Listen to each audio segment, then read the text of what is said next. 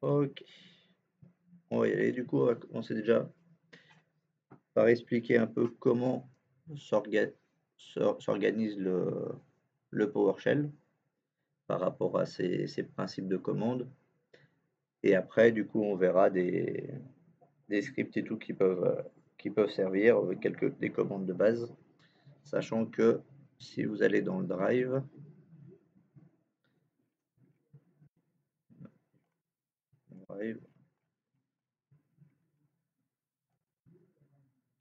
doc et tuto, normalement c'est dans link. Oui, je sais. On verra tout à l'heure, on va en reparler. J'ai pas planifié un truc encore. On va voir, peut-être qu'on continuera, on va voir comment on avance sur le truc. J'ai pas, je sais que sur les 3 jours, c'est encore blanc. Parce qu'on va peut-être adapter en fonction de demandes ou quoi, de voir. Donc, voilà. Alors, du coup, ici, donc j'avais déjà mis un document sur l'organisation de PowerShell. On va le redire. Et ici, j'avais mis aussi un tableau de commandes avec des comparaisons entre les commandes de CMD, du PowerShell et de Linux.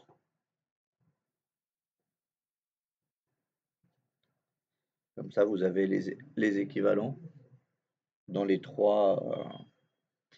dans les trois types de shell que vous pouvez être amené à utiliser.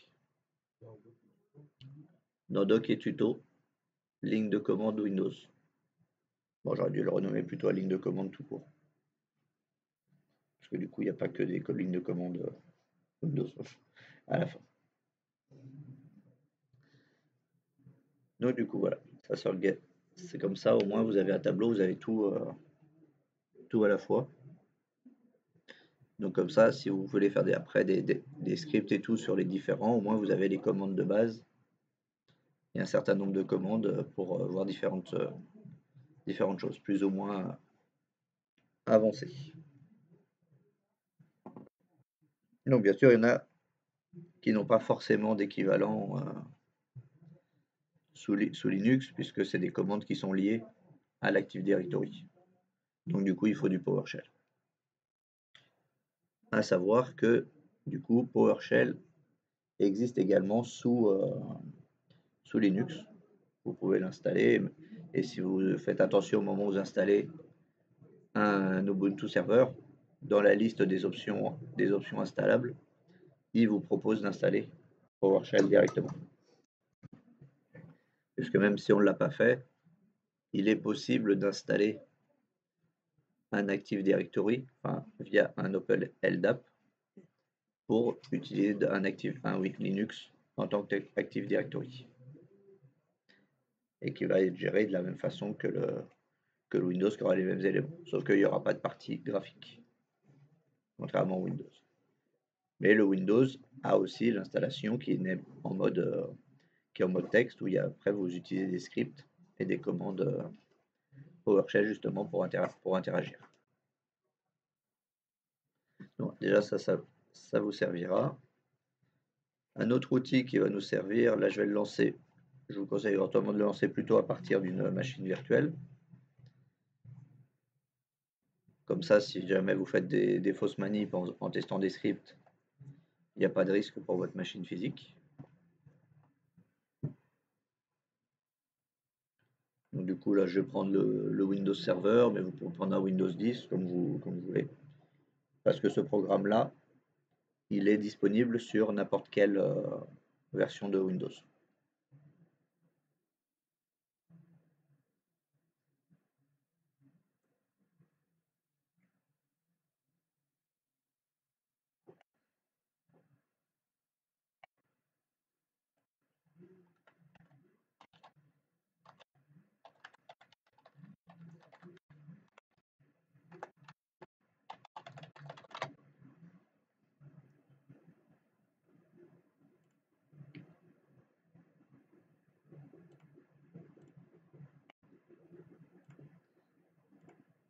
Et ce qui va nous intéresser, c'est donc vous tapez PowerShell, et celui qui nous intéresse, c'est le PowerShell ISE.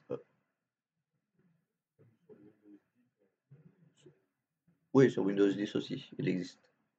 Mais c'est juste que là, si vous lancez des scripts après et tout, en cas de manipulation, si vous le faites à partir de la machine physique, potentiellement, il pourrait y avoir des problèmes. Oui, et de la machine virtuelle, que ça soit un Windows 10, un Windows Server, le programme PowerShell et PowerShell ISE existent dans les deux. Donc que vous preniez un Windows 10, mais c'est pas grave. Pour débuter et tout, je vous conseille de tester déjà sur des. De toute façon, même en production, normalement, avant de mettre un script en production, vous le testez sur un lab à côté pour éviter des problèmes. Que si c'est un script qui lance des mises à jour, des installs ou quoi, et que et qu'il y a un problème, du coup, vous allez affecter la production potentiellement. Et donc là, c'est pas bon si vous affectez la production. C'est pas dit que ça c'est jamais arrivé, hein. C'est arrivé il n'y a pas longtemps à un partenaire de Microsoft. Donc voilà, on lance celui-là. On va le lancer en administrateur. Parce que des fois, il y a des commandes qui ont besoin d'être en administrateur.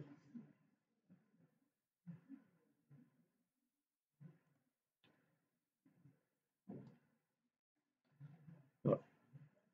Ici, il vous affiche cette page-là, mais c'est pas ce qui nous intéresse. Ici, vous voyez qu'il y a un bouton qui est enfoncé, mais qui ne marche pas. Donc là, vous allez cliquer pour afficher le volet de script.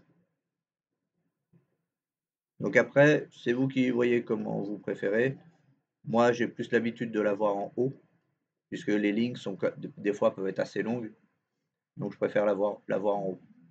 Mais si vous préférez l'avoir sur le côté, de cette façon-là, j'ai pas de problème. Ça, c'est vous qui voyez. Mais donc du coup, ce qu'il faut savoir avec le PowerShell, il y a deux éléments qu'il ne faut pas confondre. C'est quand on parle de commande et quand on parle de CMDLet. En fait, toutes les actions qu'on fait sur du PowerShell sont des commandes, mais tous les CMDLet ne sont pas des commandes. En fait, les CMDLet, c'est des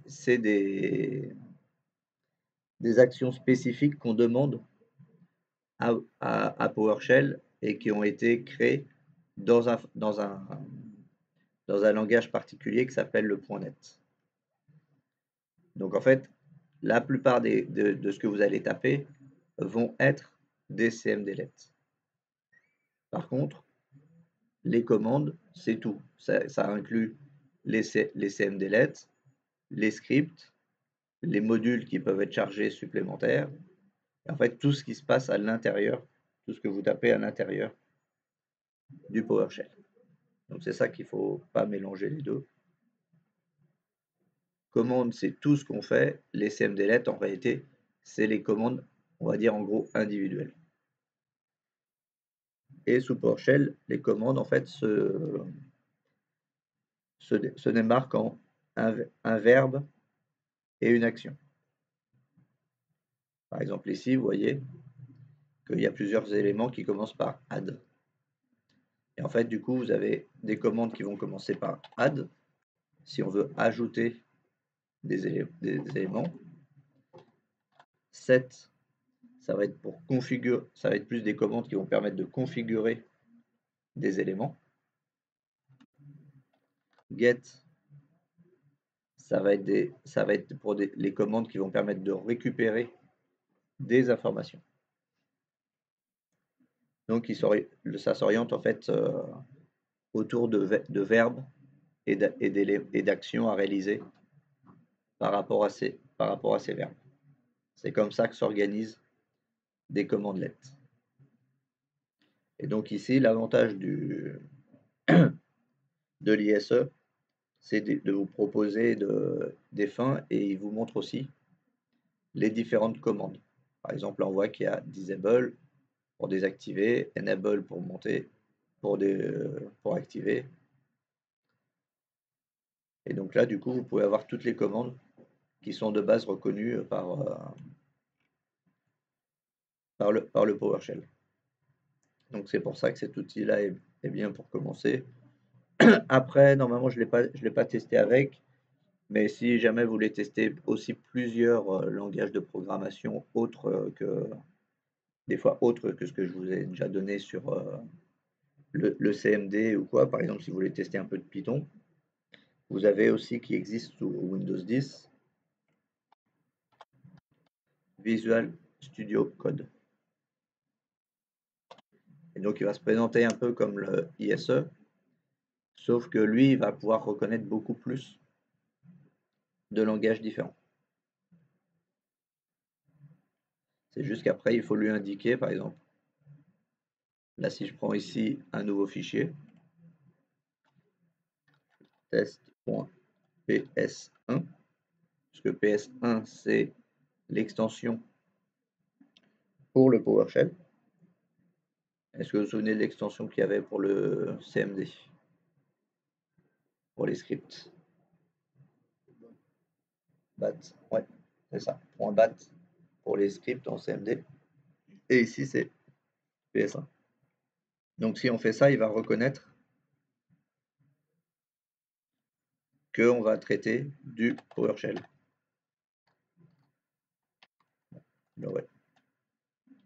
Il aurait dû normalement reconnaître. Donc, des fois, mais bon, après, je ne l'ai pas testé avec celui-là, mais il est censé faire du coup la même chose et reconnaître toutes les commandes. Mais par contre, vous pouvez aussi tester d'autres langages de programmation comme le Python. Et je ne sais pas s'il reconnaît le .bat aussi.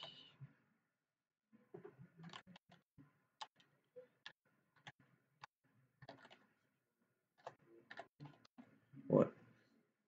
Mais après, pourquoi l'autre il n'a pas reconnu les commandes? Parce qu'avec le PowerShell, la touche de tabulation pour faire de l'autocomplétion comme dans Linux fonctionne.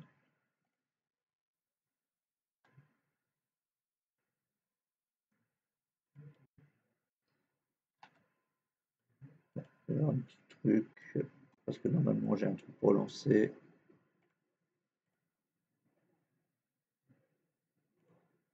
Bon, c'est pas grave, je jetterai un œil. Alors, Python, non.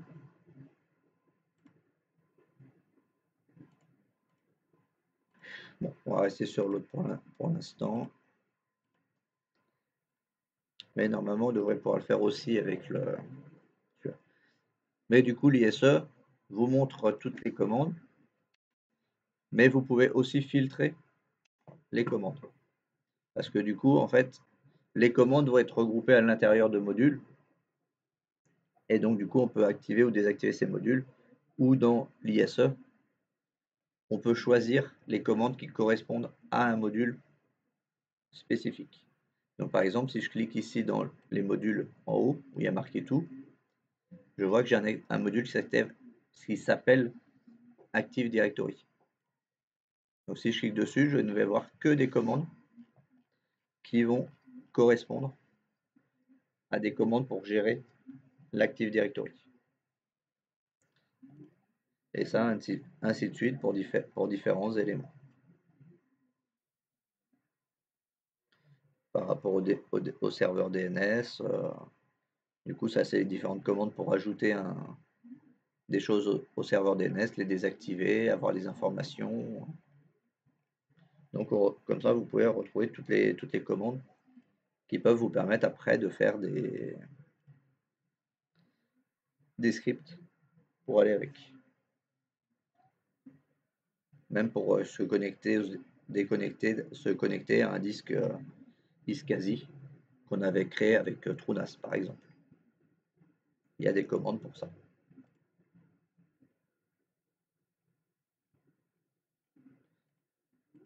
Non. Donc, du coup, au niveau de l'organisation globale, déjà, est-ce que ça vous paraîtrait clair avant qu'on attaque à taper quelques petites commandes déjà?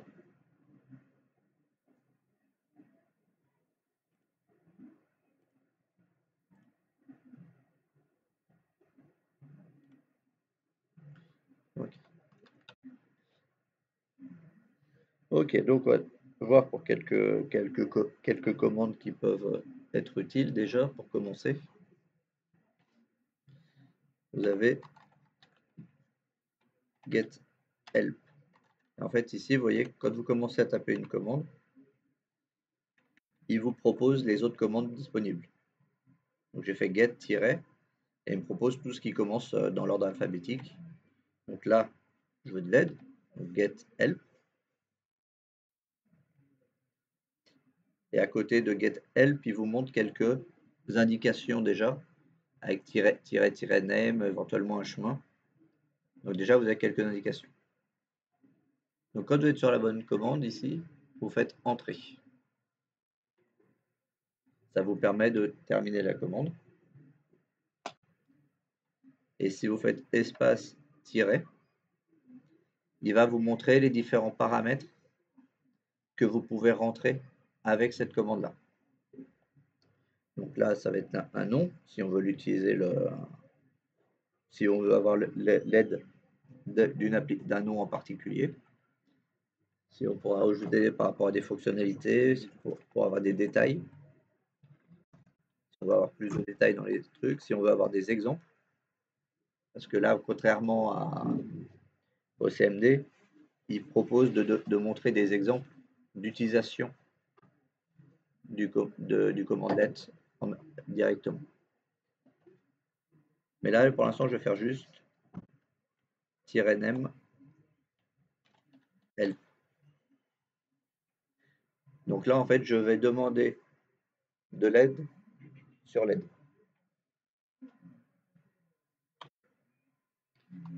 Donc là, effectivement, comme je suis en mode script, quand j'ai fait entrer, il m'a juste passé à la ligne.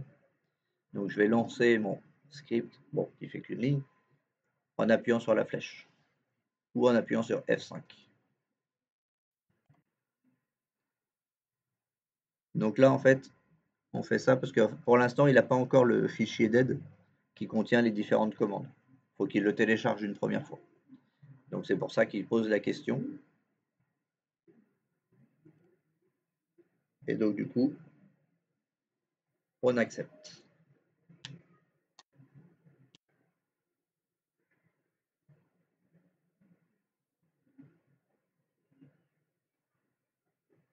Donc là, on le laisse télécharger tous ces différents modules, parce qu'il va chercher l'aide pour les différents modules.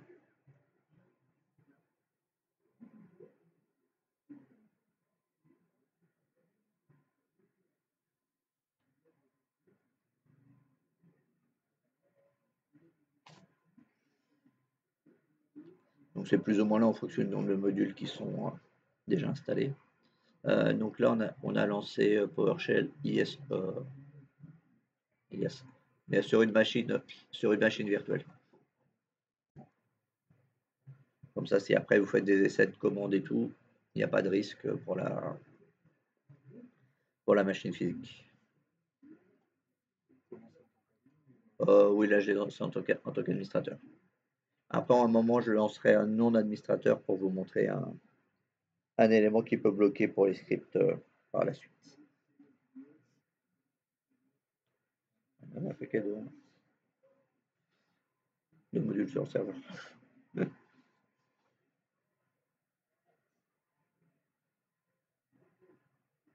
Et donc là, la commande permet d'obtenir l'aide sur toutes les commandes en fait. Voilà. Donc là, par exemple, je peux rajouter L et je peux rajouter tiret exemple.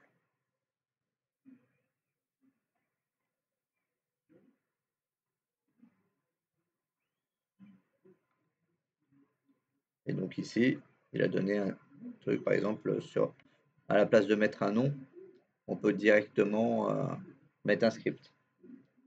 Et du coup, il va analyser le script pour donner de l'aide dessus. C'est un exemple qu'on n'aurait pas forcément pensé. Et donc du coup, là, il donne quelques cas. Par exemple, de l'aide spécifique pour une commande quand on met un chemin vers vers une base de données. Oui.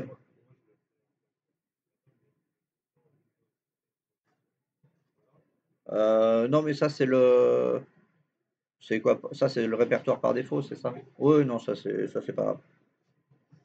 Ça, c'est le répertoire, en fait, où si jamais tu enregistres, du coup, tu crées des fichiers et que tu précises pas un chemin, il va essayer de le mettre dans ce répertoire-là. Mais tu risques d'avoir des problèmes peut-être d'écriture des fois.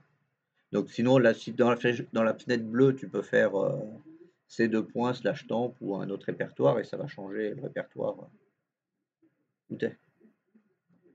Mais ça, c'est pas grave. C'est juste que quand tu auras un script qui demandera d'écrire un élément, par défaut, il va essayer de le mettre dans le répertoire où tu es actuellement. Tu, tu fais cd ces deux points slash temp ou n'importe quel autre genre d'en bas directement. Ouais. Et après, bah, tu mets un chemin, tu mets le chemin d'un répertoire où tu veux aller. Non, ouais, enfin, le répertoire soit de l'utilisateur, soit tu peux créer un répertoire. Si tu t'es créé un répertoire PowerShell, tu vas dans le répertoire PowerShell. Après, c'est toi qui vois en fonction où tu veux le ranger. Mais si tu veux sortir du répertoire de Windows par défaut, tu le mets dans un autre répertoire. Parce que là, les commandes de base qu'on utilise aussi sous CMD sont reconnues par le PowerShell. L'inverse n'est pas valable. Le CMD ne reconnaît pas les commandes de PowerShell. Voilà. Donc du coup, ici, c'était une première LED, et vous voyez que l'aide est quand même assez détaillée, et en plus, du coup, ça nous donne des exemples. Et si j'enlève exemple, il vous met juste un détail sur le pavé sur l'aide, et il vous met tout le listing des commandes, des syntaxes que vous pouvez utiliser. Mais des fois, d'avoir des exemples peut être plus parlant.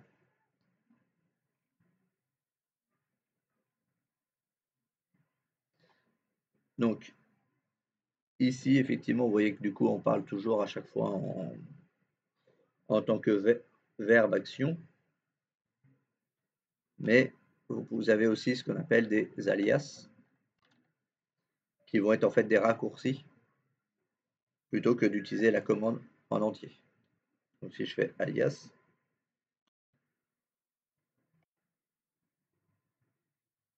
on voit que par exemple,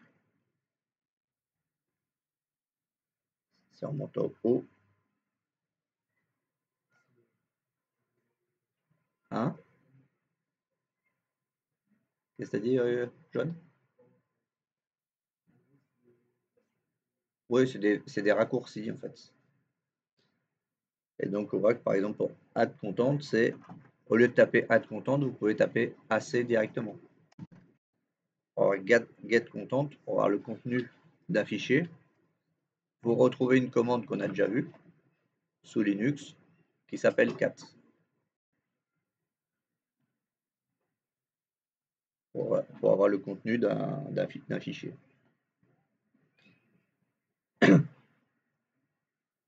Pour chdir, pour aller dans un autre répertoire directement.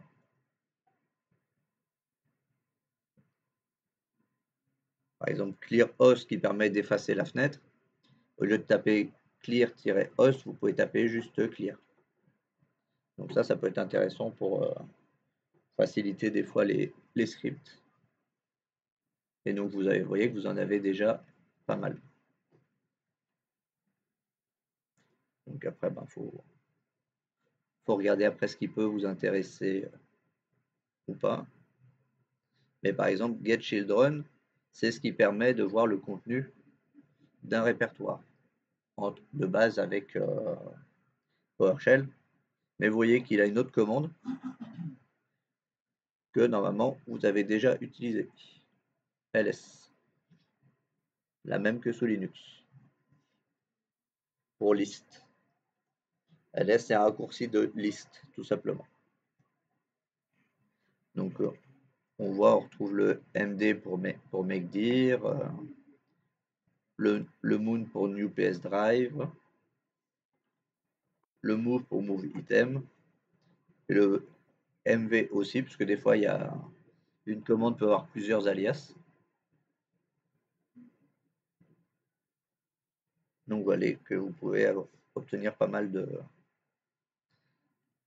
choses qui peuvent raccourcir un petit peu les commandes, pour les commandes que vous utilisez régulièrement. Après, normalement, c'est faisable, mais je l'ai pas fait. Normalement, il est possible d'ajouter un alias. Je crois que c'est tout simplement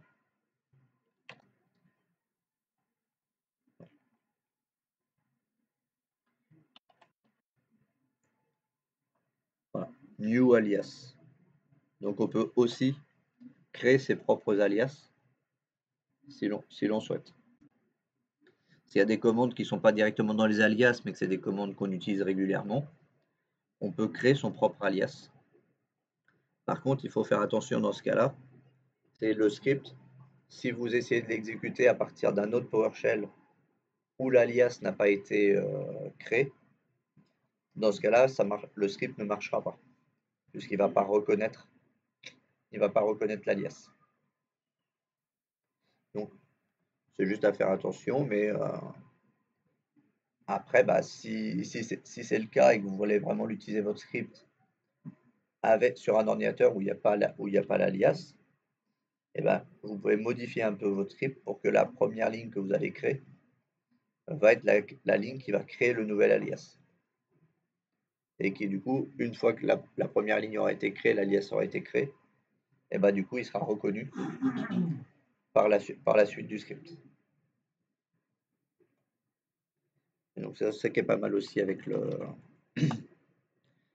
comment il s'appelle, l'ISE, c'est que du coup, vous pouvez faire des recherches parmi toutes les commandes. Si par exemple, c'est sur le DNS, voilà, si je tape DNS, j'ai toutes les commandes qui concernent le DNS.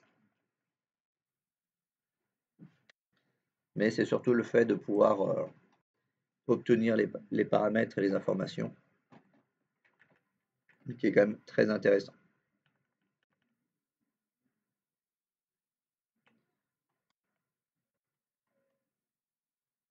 Donc après, par exemple, on va dire que la liste d'alias, vous voulez l'avoir dans un fichier avec vous.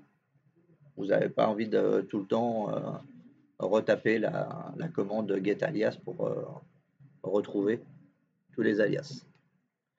Donc là, vous pouvez faire par exemple, comme on avait revu si vous vous souvenez sur l'autre script, get alias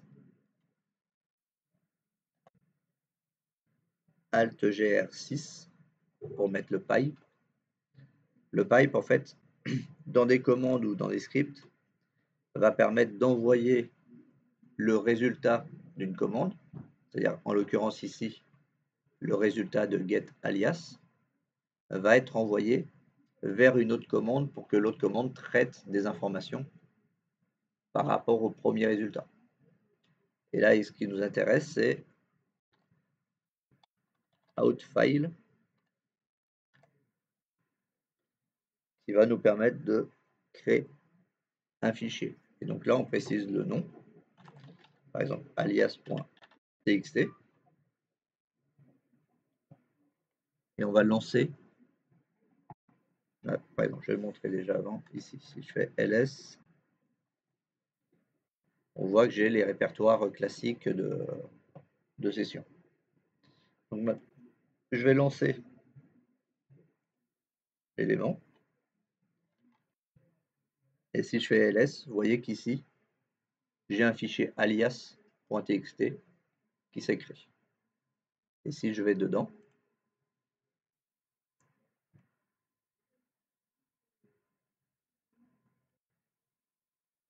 je vais vraiment mettre la racine pour le coup. Après, j'aurais pu préciser un chemin entier aussi. Et donc là, je retrouve mes alias. Et donc là, du coup, je retrouve toute ma liste d'alias sur mon bloc-notes. Je ne suis pas obligé de retaper la commande à chaque fois pour retrouver mon alias. Si je suis en train de taper un script, au moins j'ai mon bloc-notes à côté. Et après, s'il y a des alias que vous savez après que vous n'allez pas utiliser, et vous les supprimez de votre bloc-notes. Comme ça vous fait le tri aussi par rapport aux informations. Et maintenant, du coup, là, si je reviens ici, getAlias, donc je peux exclure certains éléments, je peux avoir des définitions sur l'alias.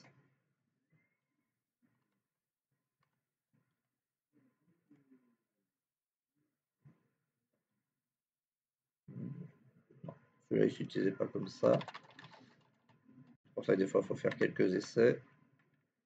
Non, voilà, c'était verbose déjà que je voulais.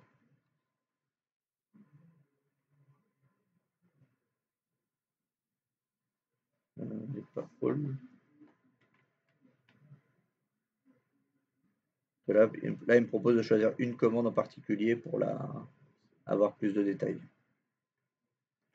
Et si je prends celle-ci, par exemple, je l'envoie vers un deuxième fichier.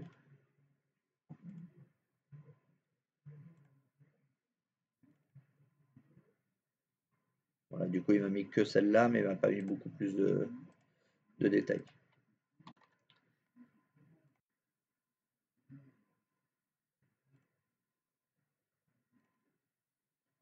Là, après, là, pour le coup, le verbose, qui normalement permet de donner plus de détails, n'est pas vraiment implanté dans cette commande, donc on n'a pas plus de détails que ça sur les alias.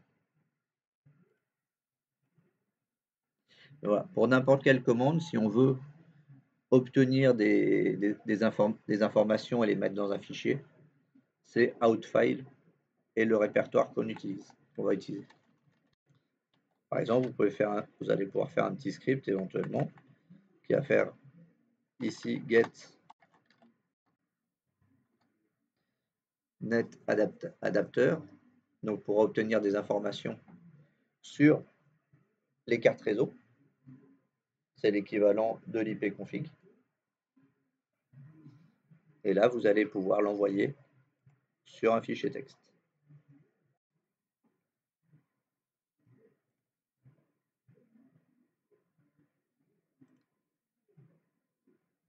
Jusque-là, il m'a fait un formatage un peu bizarre. Et du coup, si j'enlève juste ça, que je get net adapter,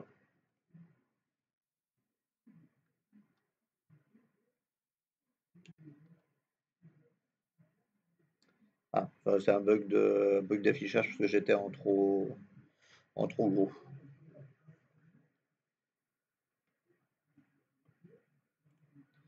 Mon texte était en trop gros, donc ça tenait pas dans le listing. Et après, get net adapter, vous allez avoir pas mal d'informations. Vous pouvez demander, par exemple, si vous avez plusieurs cartes réseau et que vous faites -name, vous allez pouvoir préciser quelle carte réseau vous voulez avoir le détail.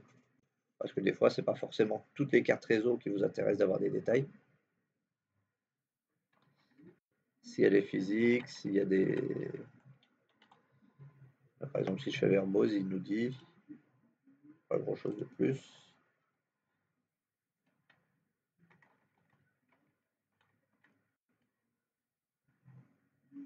Et donc là, vous pouvez avoir différentes informations. Vous pouvez demander en plus. Là, normalement, si je mets name, il va dire non parce que j'ai pas mis de nom.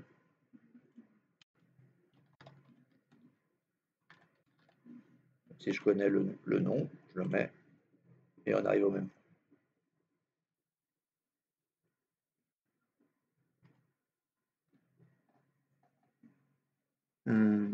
Et après, par exemple, quand on est justement sur un serveur, si vous allez sur le gestionnaire de serveur,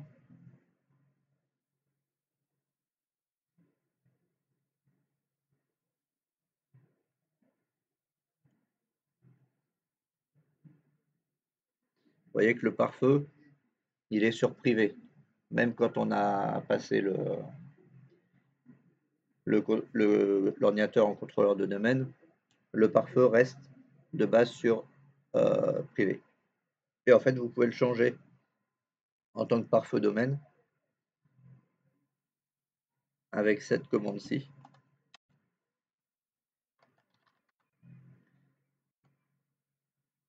get net adapter et restart net adapter. Donc là, il va récupérer l'info des cartes et il va redémarrer les cartes.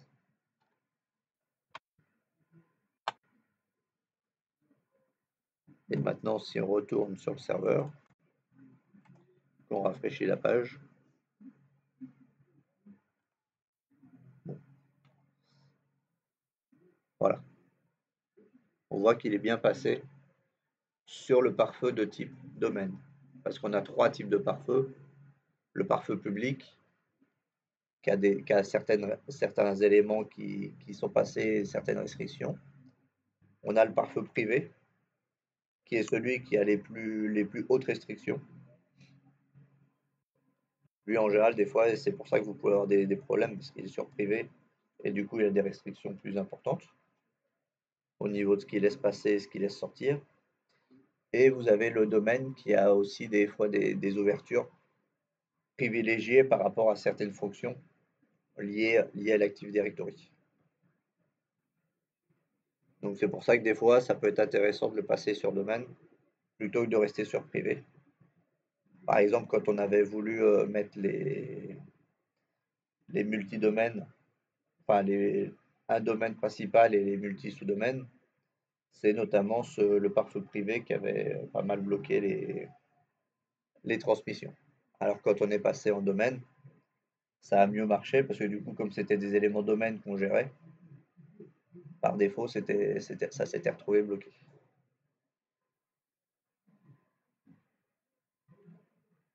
Et donc après, on va pouvoir aussi obtenir, par la suite, on verra dans les scripts, on va pouvoir affiner les commandes pour obtenir seulement certaines informations.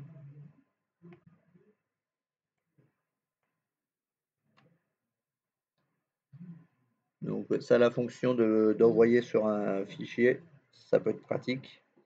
Par exemple, vous pouvez avoir un script qui va être sur le bureau des utilisateurs classiques, on va dire.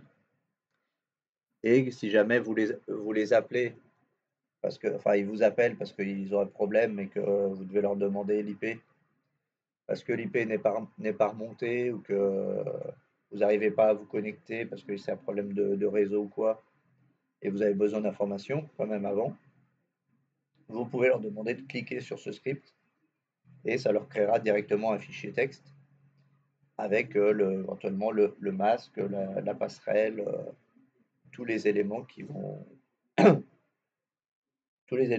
bien pour que vous puissiez analyser.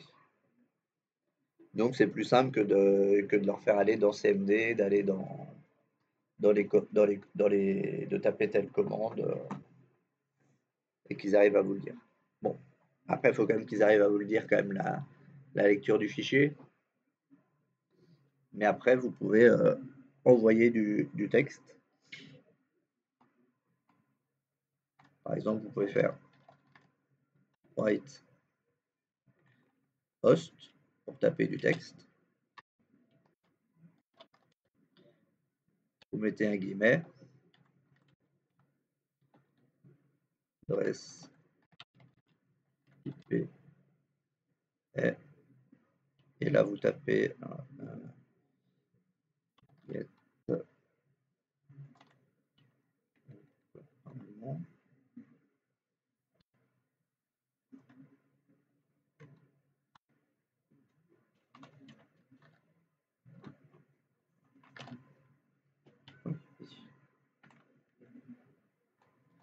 donc la getNetAdapter, en fait, vous voyez, vous avez pas mal de variations. Et dans la liste, vous allez avoir on doit retrouver l'IP normalement.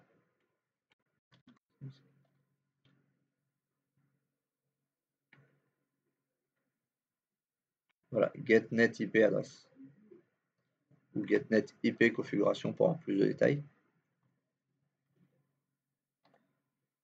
Ici, pipe ip.txt.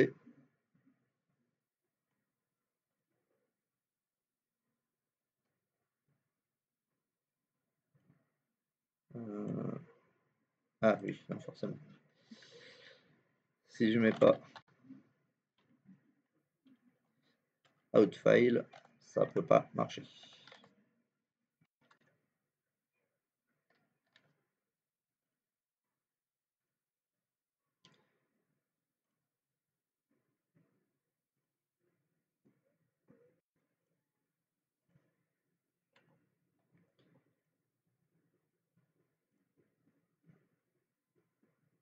Enfin, comme ça ne va pas marcher. Normalement, il aurait dû le traiter comme commande.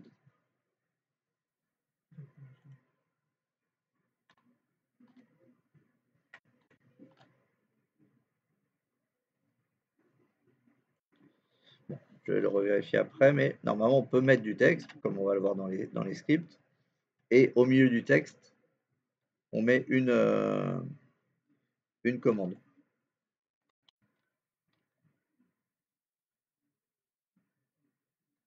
Ah, je crois que c'est ça.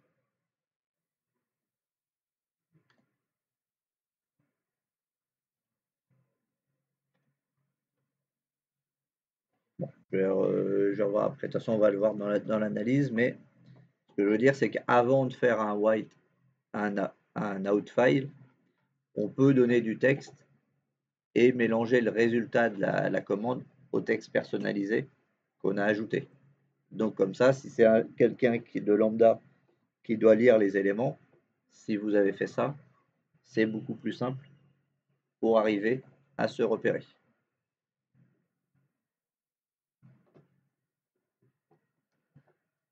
Donc après, de toute façon, avec les scripts et la recherche de scripts, bah, ça vous permettra de tester des commandes et tout. Mais voilà, c'est pour ça que l'avantage de celui-là, c'est que vous pouvez rapidement faire ça. Mais en tout cas, voilà, ce qu'il faut bien retenir, c'est que les résultats de commande, vous pouvez les envoyer vers des fichiers. Parce que si vous devez analyser des éléments, bah, c'est mieux de l'avoir dans un fichier à part plutôt que de l'avoir directement dans la fenêtre de PowerShell. Parce que pendant ce temps-là, vous pouvez lancer éventuellement d'autres scripts de vérification ou d'autres commandes de vérification. Donc curl, vous pouvez faire le get-help get-help pour avoir les informations d'aide sur toutes les commandes et qu'avec l'aide, vous pouvez avoir des exemples directement sur chacune des commandes et avoir éventuellement les syntaxes complètes que vous pouvez avoir si vous n'êtes pas dans l'ISE. Et après, donc vous retrouvez l'équivalent du coup sur le tableau.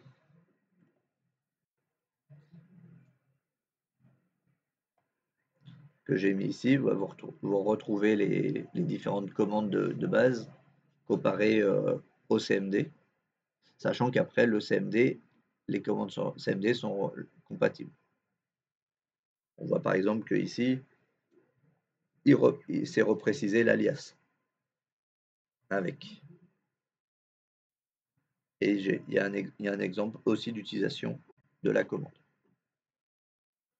Donc tous ces éléments-là vont pouvoir vous permettre de retrouver des éléments assez rapidement.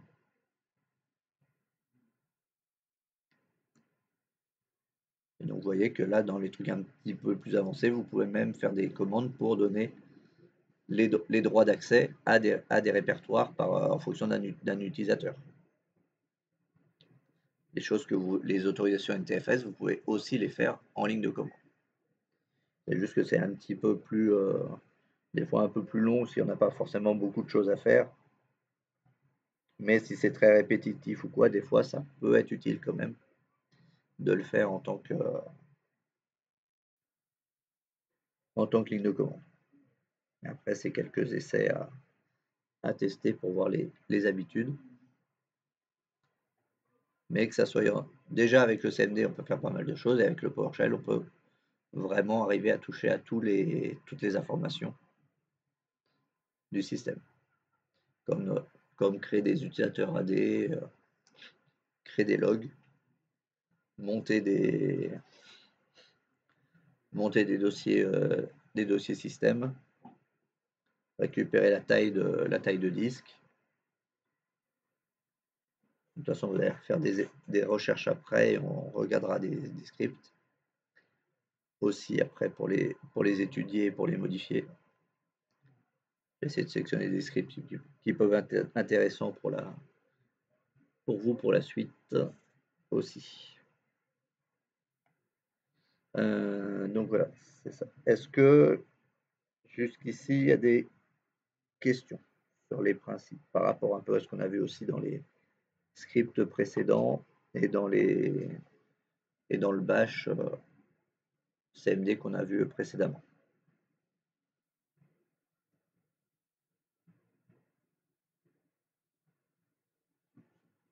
Ouais.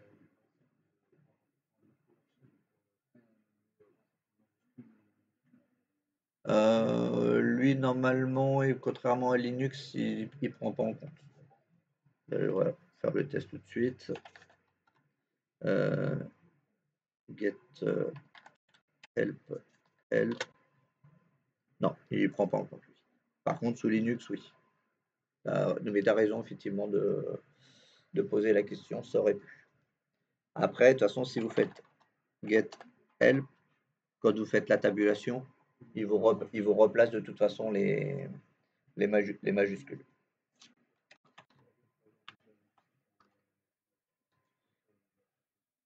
Non, là, sur celui-là, ils ont fait en sorte que ça pose pas de différence. Mais par exemple, là, si vous liez le fichier dead, vous voyez que là, vous avez tout qui est dans un gros bloc que vous êtes obligé de remonter dans, comment il s'appelle, dans le PowerShell. Et quand vous tapez une lettre, bah, vous retombez en bas. Bah, c'est pour ça que ça peut être utile du coup d'avoir le. Donc, vous pouvez get help out-file. Et là, vous pouvez mettre le répertoire directement.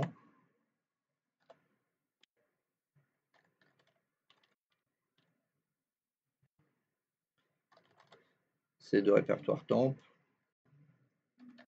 l.txt. Je crois qu'il doit avoir quoi, même doc. Ouais.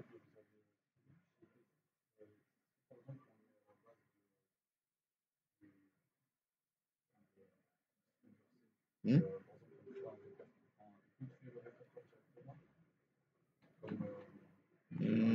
Je sais plus s'il le crée. Non, il le crée pas. Faut que ça soit un répertoire qui existe déjà. Parce que là, il est pas. Sauf si tu fais un script, tu fais un MD help par exemple, et qu'après tu listes get help pour plusieurs commandes vers des fichiers différents. Et là, du coup, quand tu vas lancer le script, il va créer forcément le répertoire avant et après, du coup, il va mettre les fichiers. Mais non, là, du coup, il le crée pas instantanément. Je dis pas qu'il n'y a peut-être pas une possibilité, hein. Par exemple, après, c'est l'avantage de l'ISE, du coup, vous pouvez faire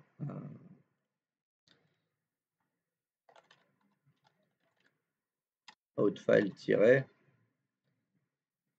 le chemin latéral force, si ça se trouve, il va peut-être forcer là à créer le répertoire. Si je fais ces deux points slash temp2, donc même temp n'existe pas, parce que ici, si un répertoire existe, il vous le propose, il vous le présente. X.txt.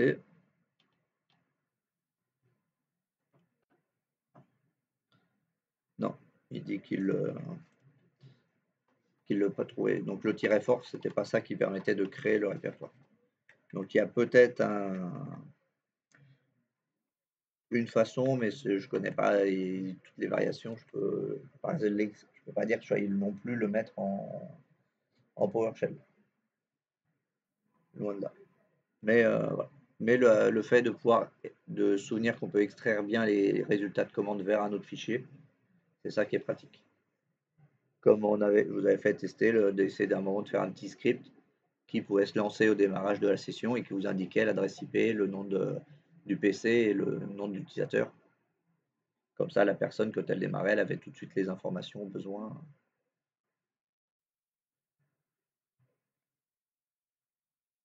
Donc voilà. Après, ce qu'on va faire avant que je vous laisse faire quelques tests et tout, c'était dans la partie script.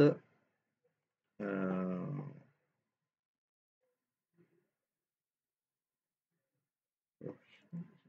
l'ai mis où? Non. Ligne de commande. Et ça, c'était base. Donc là, de toute façon, je vous invite aussi à regarder le document PowerShell qui est dedans, qui donne les différents termes principaux pour avoir l'organisation des commandes. On crée un répertoire. Mais c'est pas ça que je cherchais. J'avais mis l'autre fois les éléments de contrôle des scripts. J'ai directement créé un répertoire script. Peut-être. Oui. Voilà, donc déjà il y a des exemples ici de commandes PowerShell. J'avais mis. Ça c'est juste les commandes. Donc vous les retrouvez aussi avec l'autre. Donc ici c'est pour avoir des options supplémentaires justement que je vous parlais sur la commande getAdNetAdapter avec le where object où on peut choisir un objet, un élément plus spécifique qu'on veut récupérer. Mais là, ce que je voudrais qu'on fasse, commencer à jeter un œil avant la pause et un petit peu après, c'est ce qu'on appelle les boucles et les éléments de contrôle. C'est en fait ces éléments-là qui vont nous permettre de faire des scripts. Parce que le script, effectivement, à la base, c'est un assemblage de commandes, mais des fois, on va avoir plus de souplesse que juste mettre des lignes de commande sans ce qu'on appelle de variables, qui va permettre de modifier un peu le résultat ou d'obtenir certains éléments différemment.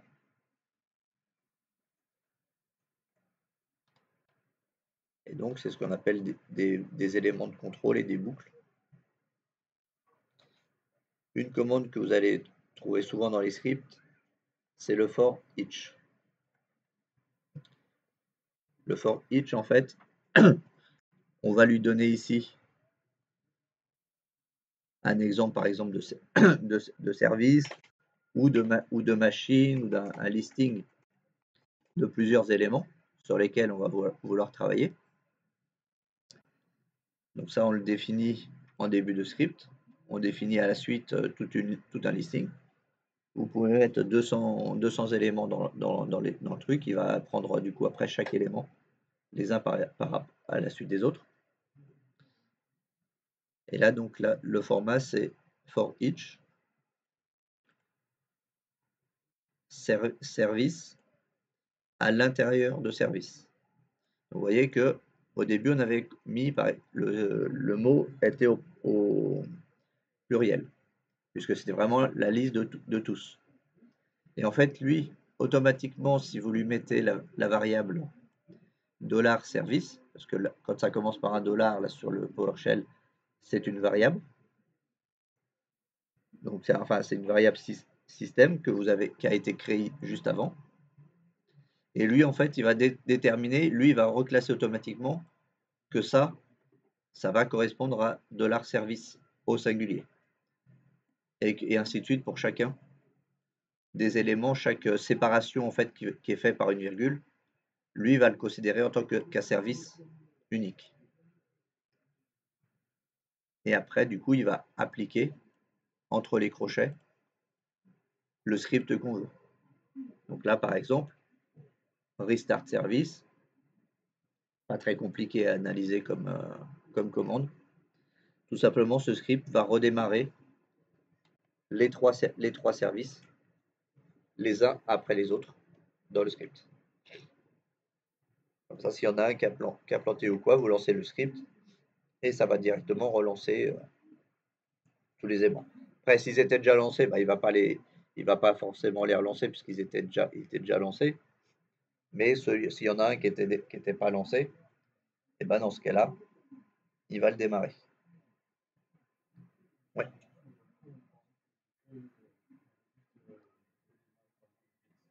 Hmm. Si tu veux juste redémarrer le bit sans changer le script, c'est ça?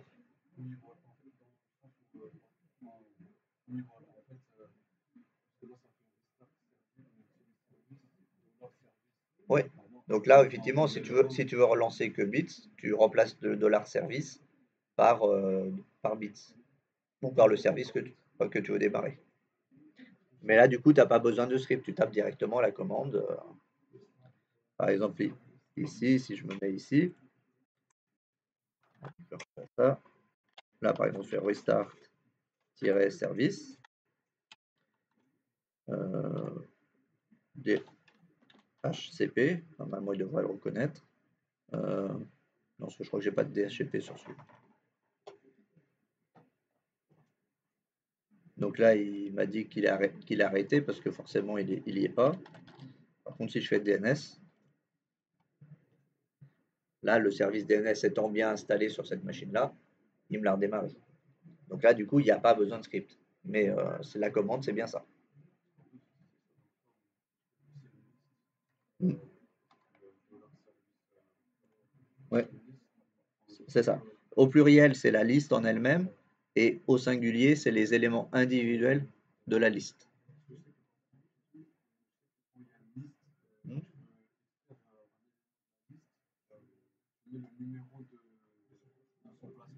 Ouais, ça reviendra même. Mais là, je suis pas sûr qu'il le compte comme ça. À essayer,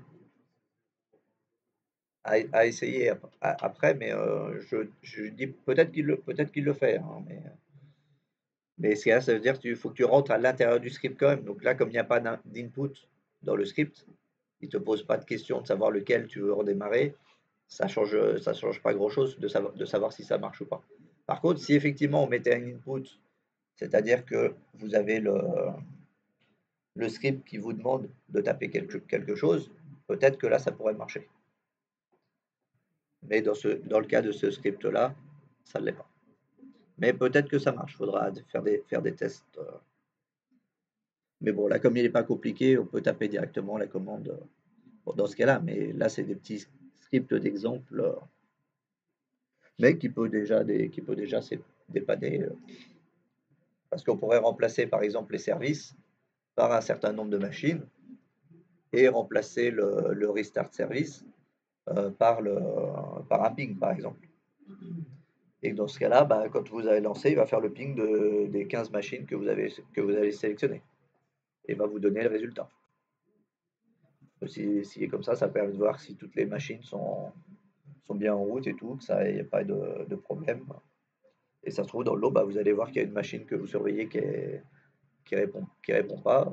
Donc ça peut être important ça peut poser des problèmes peut-être si elle répond pas. Voilà. Bon, on va faire la pause, on va continuer à descendre un peu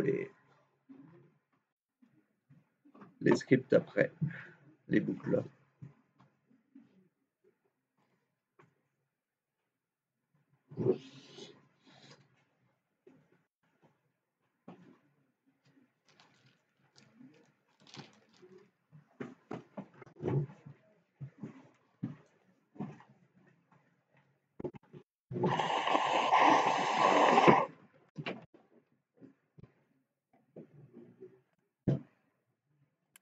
Ok, on reprend du coup sur les différents éléments de contrôle qu'il peut y avoir qui vont permettre de faire des scripts. Donc on a vu tout à l'heure le for each.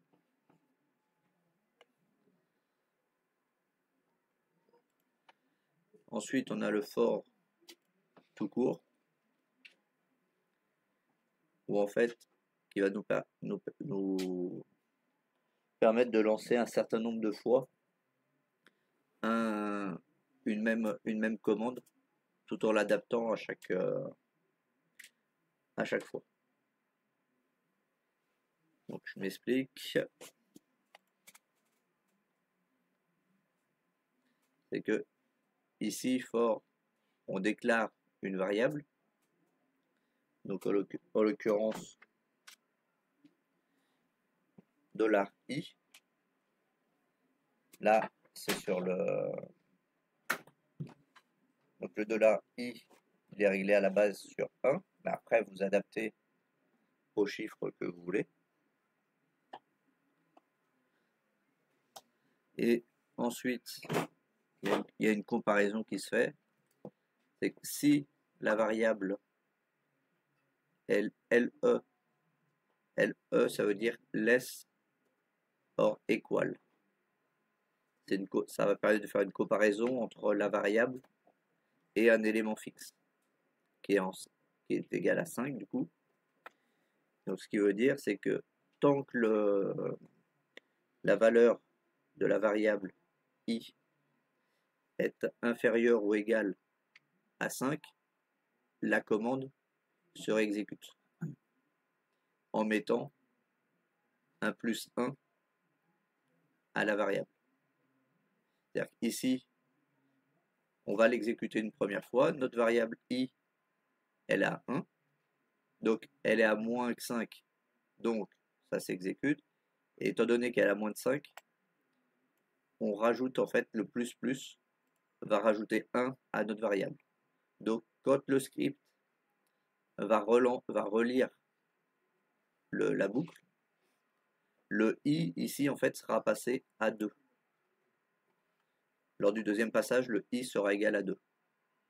Et ainsi de suite, tant que le i n'est pas au moins égal à 5. Et donc c'est ça qui va vous permettre de faire des vérifications si pour chercher une valeur ou un certain nombre de résultats, tant que la commande n'a pas été exécutée tant de fois, le script continue. Si le script a été exécuté un certain nombre de fois, du coup le script s'arrête.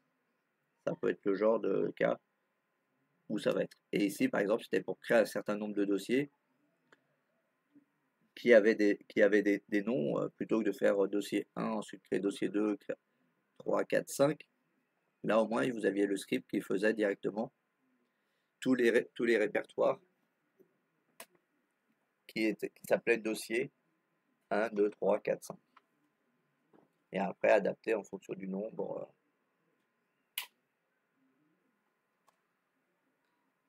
Donc c'est à ça que va servir le for. Tant qu'il n'est pas arrivé à un certain nombre qui est indiqué en deuxième, et bah du coup il continue à s'exécuter. Sachant que du coup on incrémente l'élément d'une certaine valeur à chaque fois. Là ici c'est 1, mais si on voulait incrémenter de 2 en 2, on pourrait normalement mettre plus 10, enfin plus 2 à la place du plus plus. Donc ça c'est une autre boucle qui est utilisée très régulièrement.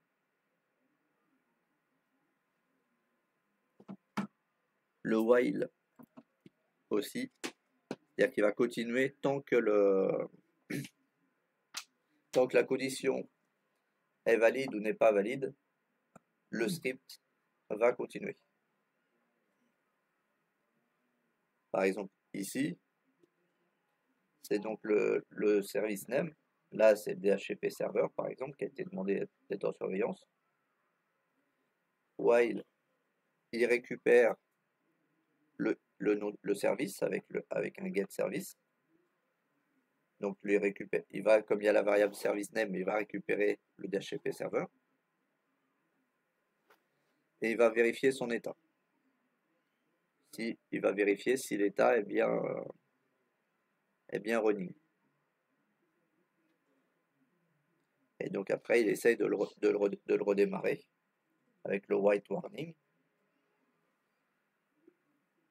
Et ensuite, du coup, il restart le DHCP serveur.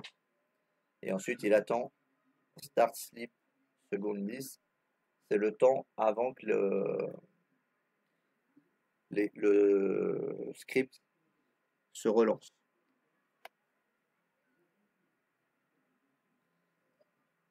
Et donc, du coup, il attend 10 secondes avant de revérifier.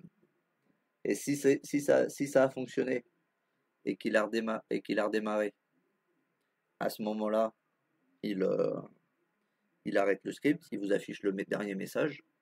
Si par contre, au bout de 10 secondes, le service DHCP serveur n'a pas redémarré, il va refaire une boucle il va tenter de le redémarrer tant qu'il n'a pas réussi à le démarrer ou tant que c'est pas arrivé à la condition voulue. Donc le for, lui, il est plutôt utilisé avec des chiffres ici, le while, on peut déterminer plus précisément des conditions. Donc ça permet de répéter une commande tant qu'elle n'est pas arrivée à l'état où l'on souhaite.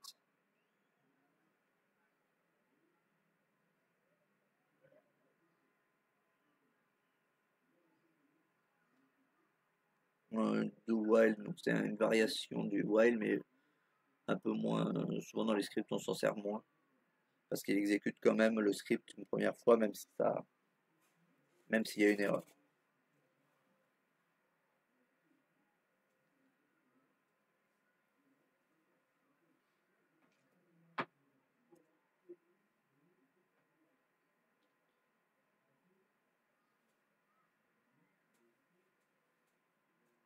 Donc là, c'est un peu une variation aussi.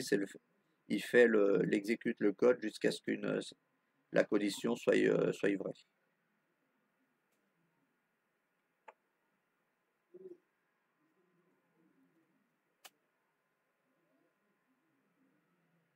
Donc là, il invoque récupérer le nom pour récupérer des services jusqu'à avoir obtenu les informations qu'il a envie. Après, du coup, j'ai mis quelques vidéos YouTube sur les différents éléments. Et après, donc, il y a les instructions conditionnelles que vous allez trouver assez régulièrement. Le if, c'est-à-dire si ça exécute si une condition est vraie. C'est-à-dire que si par exemple ça affiche quelque chose, par exemple ça peut être si le service DNS est installé, alors on le restart. Ça peut être ça par exemple. Et ça peut être aussi si jamais la première condition était pas faite, c'est-à-dire qu'on peut faire une vérification de demander si le service de DHCP, de DNS par exemple, est installé, et ben à ce moment-là, on le démarre. Par contre, else, c'est si du coup il est pas installé, on lance la commande pour installer le serveur, le service DNS. D'où le else. C'est if la première condition, sinon, else, c'est sinon. Et ensuite, else if, c'est une modification, c'est pour si après si jamais il était pas installé et qu'on peut pas l'installer, bah, il fait encore autre chose. On peut enchaîner comme ça les if. Mais après, ça sert à rien de forcément trop en enchaîner parce qu'après, vous risquez de vous mélanger des fois dans les ordres de trucs, donc c'est pas la peine d'en mettre non plus 50 à la fois dans la même commande. Mais dans la théorie, vous pourriez. En fonction du retour attendu, si ce n'est pas les différents retours qui sont possibles, vous pourriez mettre plusieurs else if d'affilée.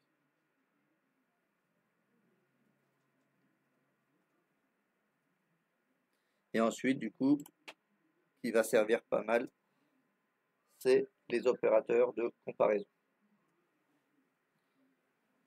Par exemple, LT, c'est si la valeur demandée est inférieure à.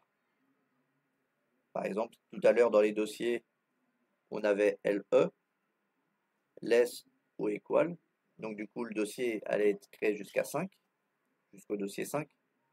Si on avait mis LT, il aurait créé le dossier 1, 2, 3, 4. Puisqu'après, le 5 était égal, donc ça ne répondait plus à strictement inférieur. Donc, pareil, on a le greater than. Donc, si c'est plus grand que, GE pour supérieur ou égal, greater than, or equal. Hug U, c'est vraiment égal. Et NE, not equal. Donc, c'est pour ça que tout à l'heure, quand on avait le service, il y avait le NE devant. Parce que c'est si jamais il vérifiait que c'était différent de running, il essayait de le relancer. Mais s'il avait trouvé le running en premier, et ben du coup, il aurait lancé. On aurait pu remplacer par exemple par equal notre running à la place. Ça sera revenu au même. Donc des fois, il y a plusieurs façons de faire le même script en fonction de comment, justement des opérateurs de comparaison qu'on utilise. Oui.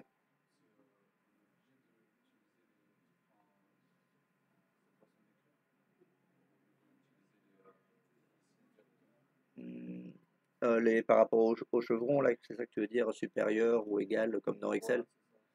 Euh, à mon avis, je pense que oui, s'ils ont mis ça. Après, je te dis, tu pourras, quand tu vas faire les tests, tu pourras le tester quand même pour voir, mais normalement, s'ils ont mis ça, c'est que. Parce qu'en fait, comme il utilise lui plutôt des informations plus textuelles, le PowerShell, du coup, je pense que c'est pour ça qu'ils ont fait ça. Je dis pas que c'est pas impossible qu'ils reconnaissent quand même les autres, mais c'est pas dans la logique de fonctionnement et des écritures. Hein. Ouais. Bah, ce qu'il y a, c'est que comme du coup, il utilise des verbes, des actions, là, ça va avec les actions, quoi, et les verbes, du coup. Mais après, c'est pas impossible qu'ils les reconnaissent pas quand même les autres. Mais là, c'est assez rapide à taper aussi. Et c'est assez simple à retenir une fois qu'on a pris un peu l'habitude. Donc, ensuite, opérateur de plage. Ça va permettre de faire des séquences. C'est-à-dire plutôt que de taper dans les trucs 1,2, 3, 4, 5 et ainsi de suite, on peut mettre directement 1, 2 points, 5 ou le chiffre que l'on veut, par lequel on veut terminer. Et du coup, lui, dans le script, il va comprendre que ça inclut toutes les valeurs entre les deux.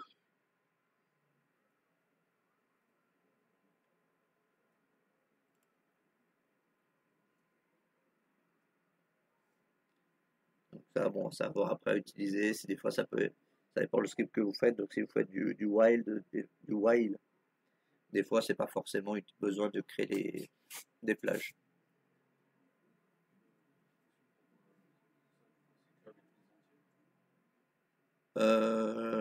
Là, celle-là, oui. C'est vraiment des noms. Parce que sinon, il peut pas si c'est des mots, il peut pas les deviner.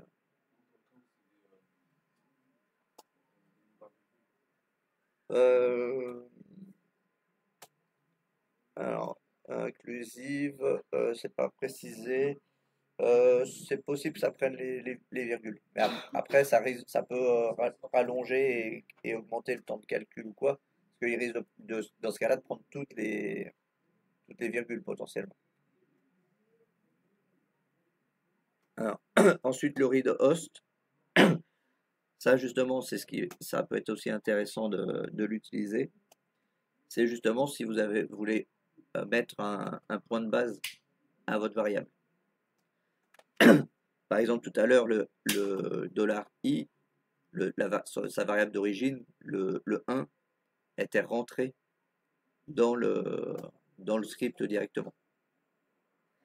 Si on avait mis un read host derrière à la place du 1, du coup on aurait dit directement que l'on voulait que le chiffre de base était 2. Ça soit 2, donc du coup il ne va pas créer le dossier 1, il va créer à partir du dossier 2, ou ainsi de suite. Là, ici, par exemple, dans cet exemple-là, c'est rentre l'initiale, ou une valeur qui va permettre de faire la comparaison avec autre chose.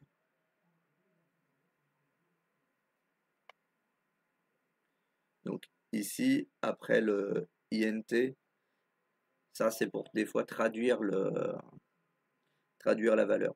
Si c'est un chiffre directement, en général, il va arriver à faire la traduction. Des fois, il peut arriver qu'il n'arrive pas à comprendre quand même la valeur de chiffre que vous rentrez, et donc il a besoin de faire une conversion. Et le INT, c'est pour intégral, c'est pour des chiffres ronds. Enfin, pas des chiffres ronds, des chiffres entiers. Et après, il y a d'autres éléments pour les conversions. Mais normalement, ça, il ne devrait pas avoir trop besoin d'en utiliser logiquement.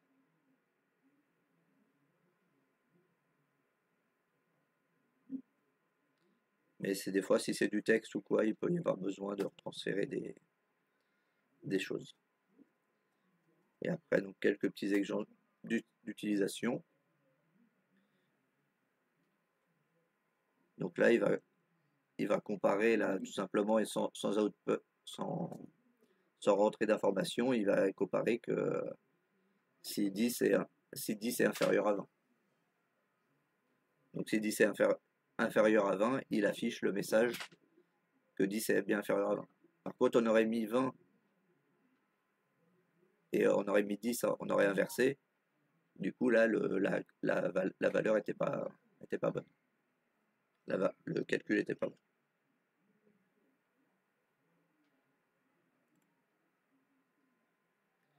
Donc là, on peut aussi comparer des chaînes de caractères. Donc on n'est pas obligé de le mettre aussi avec autre chose que des chiffres. Donc c'est là, à mon avis, que ça poserait plus de problèmes avec le égal et tout, puisque là, il peut comparer aussi des chaînes de caractères par rapport à l'ordre.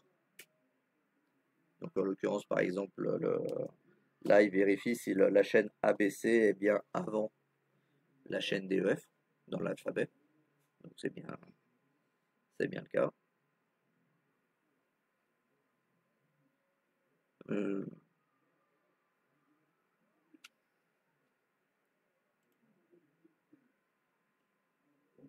non, il y a un bug là. C'est pas une plage qui a été utilisée.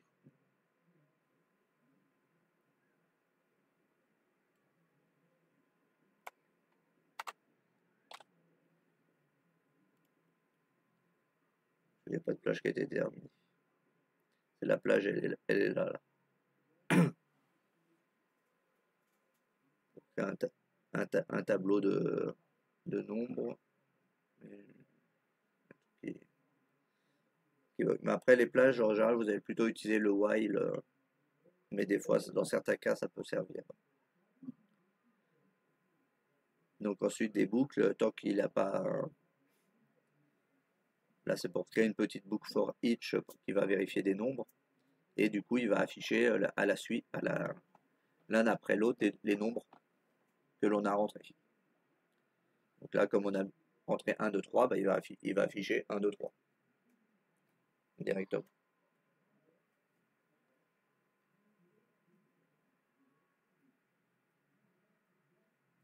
Là, il va faire une simple itération jusqu'à 5 pour montrer que ça marche. On est vraiment sûr. Là, c'est vraiment des exemples basiques. Pour mettre des compteurs, mais ça permet quand même de voir la syntaxe qui serait utilisable. Après, du coup, dans les scripts un peu plus avancés, du coup, il y a des choses qui vont se cumuler. Mais si déjà, vous voyez, vous avez un peu de mal à voir les différentes boucles, ça va compliquer quand même la lecture des scripts. Donc là, par exemple, il y a le truc avec le if et le else. Donc un truc de base qui permet de, par rapport à l'âge, de vérifier si, si la personne est majeure ou pas. Donc par exemple, là au niveau de l'âge, on pourrait aussi mettre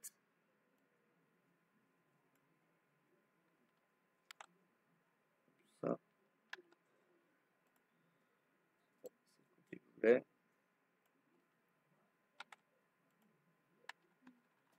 En variation.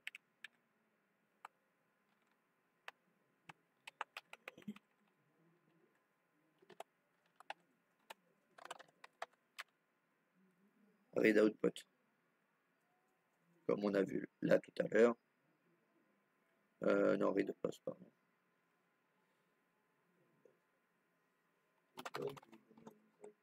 Ouais, mais je crois que c'est... Ah non, c'est read input pour le Python. Voilà. Read host, et du coup, après, il va vous demander l'âge pour vérifier. Hein? Ouais, pour récupérer une valeur. Là, on peut le tester vite fait. Hein. Tac. C'est vrai qu'il me bug depuis tout à l'heure. Bon, allez, je vais le coller dans celui-là qui est ouvert normalement.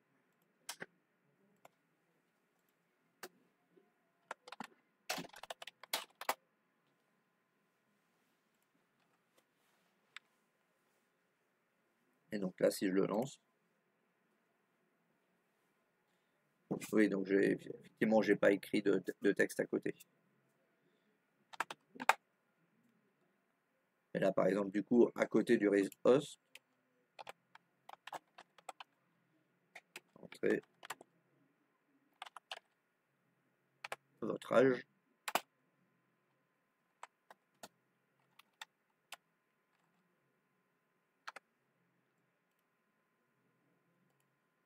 Et du coup, là, il demande d'entrer l'âge.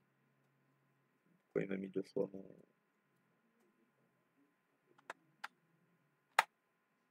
Et donc là, bah, il a vérifié par rapport à 18, on est inférieur.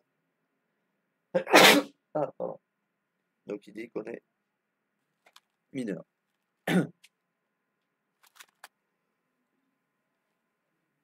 Bon.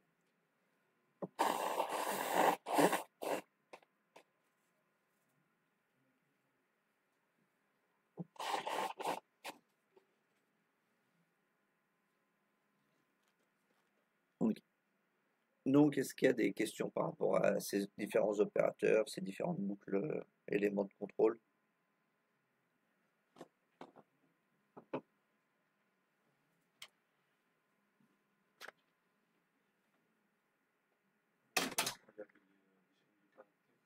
Ouais.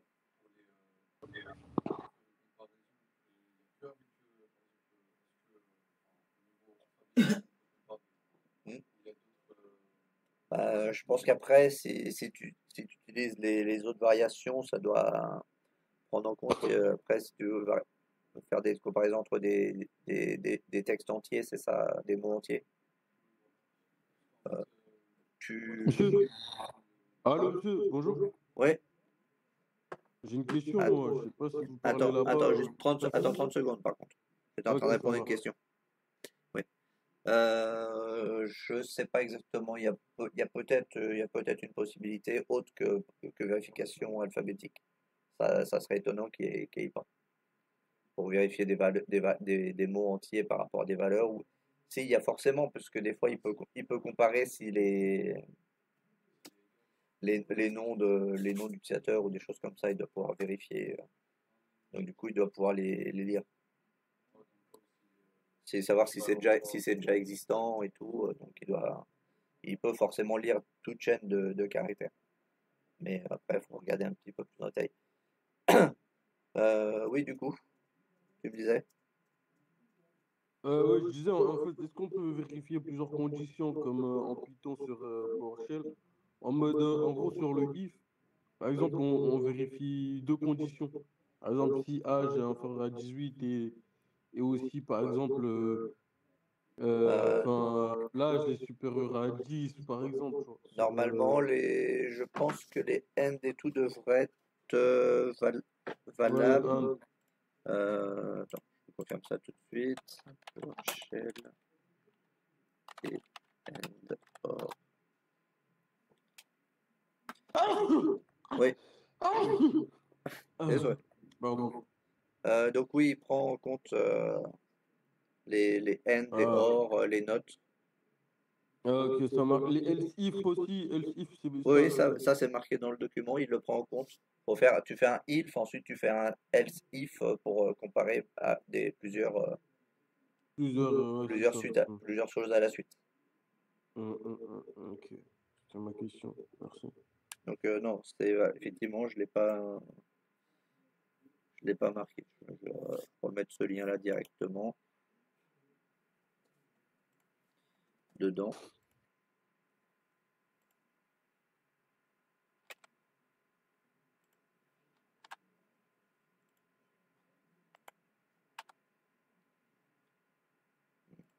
Prendre le lien direct, pas le lien avec Google.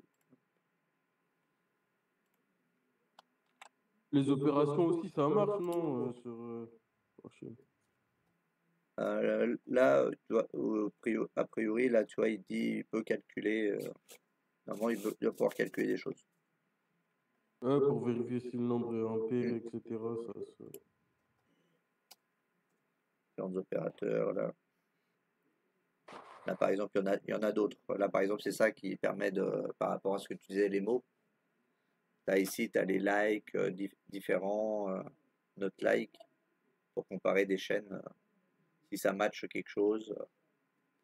Donc, ça qui va te permettre de comparer aussi des mots. Si un mot match avec un autre mot, et ainsi de suite. Mais tu sais, il y a aussi les conversions en chaîne de caractères, enfin, en chiffre en nombre, en chaîne de caractères aussi. Je sais pas si ça se fait Oui, sur. ça, il le prend en compte. Après, il faut connaître le type de chaîne de caractères que tu veux transférer. Si c'est du float, de l'intégrale, Ouais, c'est ça. il le prend en compte. Celui-là, je vais le rajouter. Les égalités, ça faisait pas mal de choses aussi en plus. Je vais rajouter ça.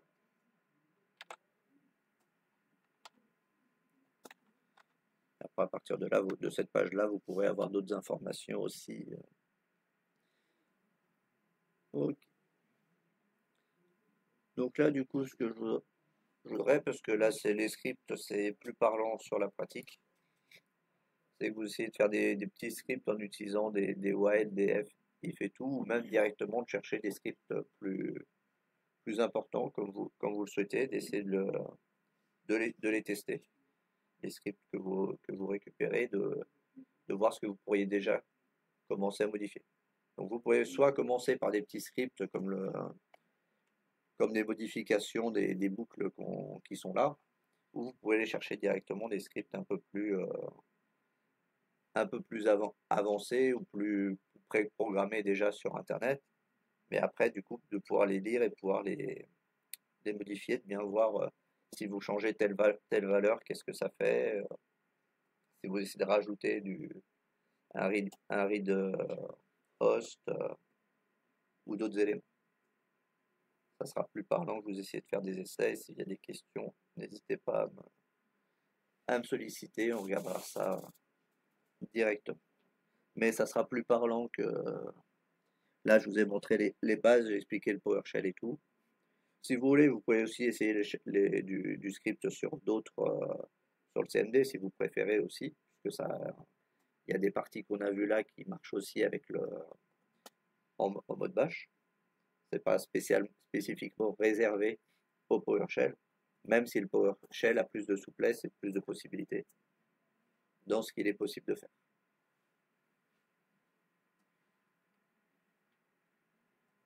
Donc je vous laisse y aller déjà au minimum déjà jusqu'à midi, puis on verra aussi, on verra après, je pense. Je vous laisserai un peu de temps après aussi.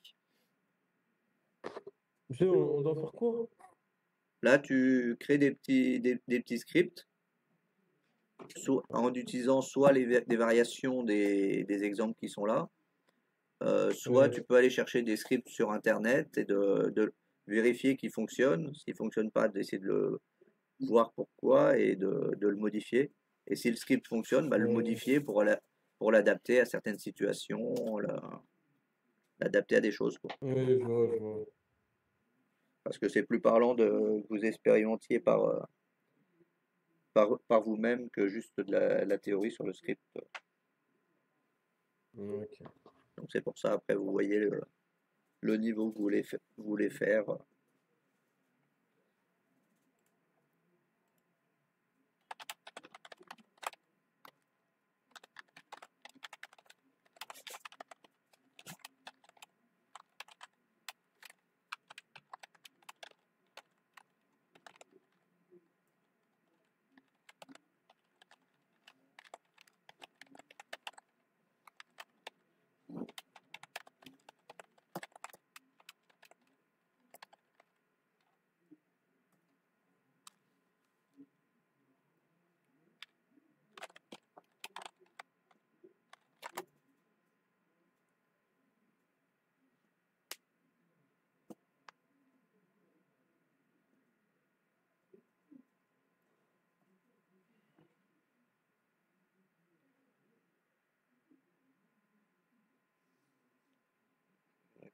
Je veux dire quelque chose, non?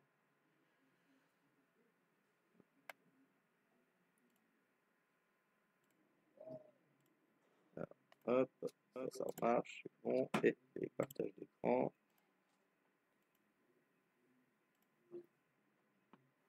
Voilà.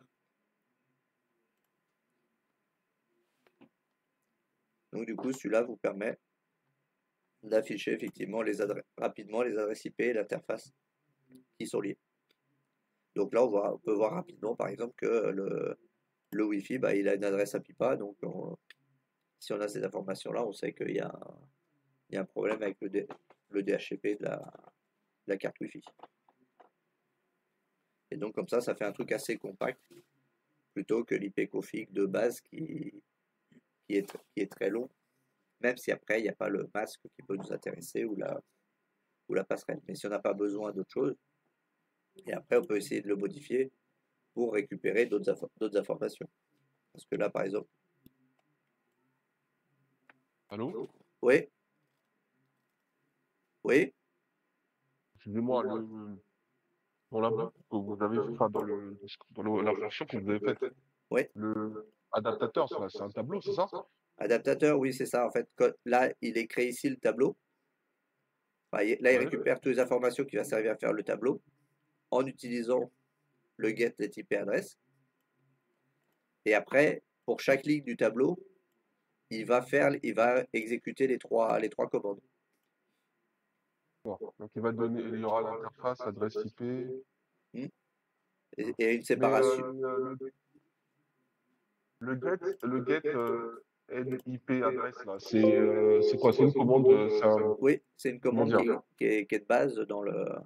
Par défaut de base, en fait. Oui, C'est pas vous qui l'avez créé. non, non. Là, si on tape ici sur le côté la liste des commandes, on va la trouver. Getnet IP.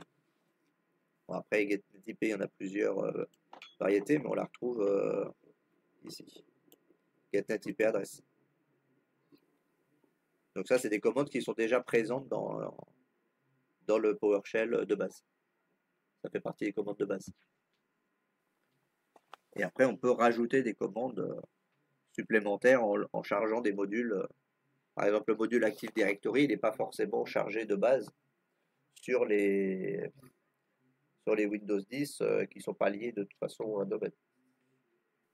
On peut les rajouter, on peut le charger, mais par défaut, il ne sera pas chargé automatiquement.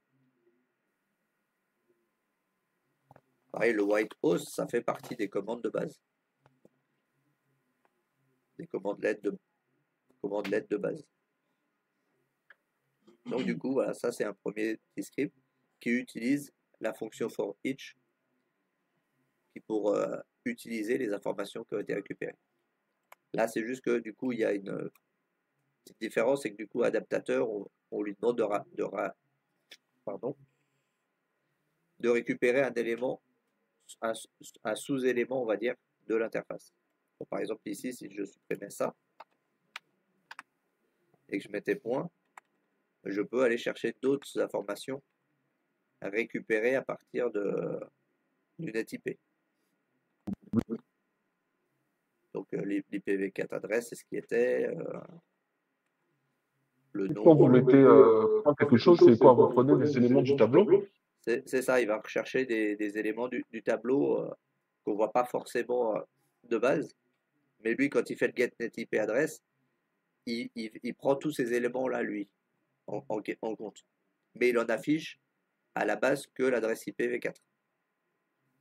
Mais après, on peut aller rechercher d'autres éléments supplémentaires. Par exemple, bah là, il y a subnet mask. Du coup, logiquement, là, à la place de l'adresse IP, je devrais avoir le masque. Ouais, Mais j'avais déjà essayé, je sais pas pourquoi il me le met pas.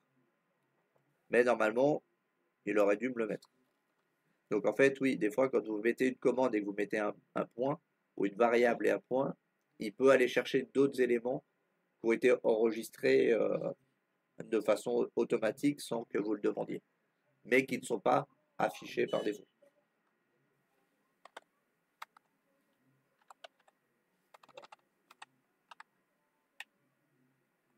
Donc des fois, il ne faut pas hésiter à mettre des points après des éléments pour voir s'ils ne vous proposent pas des éléments supplémentaires. Donc là, bah, j'ai remis IPv4 adresse, donc on le retrouve.